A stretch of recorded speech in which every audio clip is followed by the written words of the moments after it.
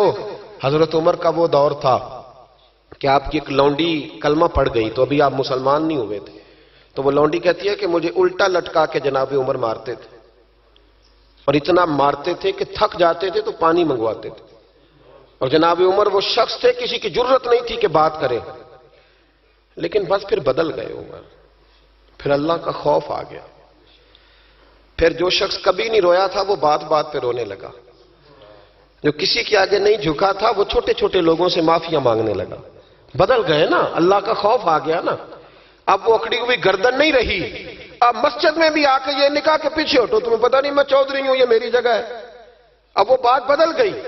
اب وہ رویہ نہ رہا۔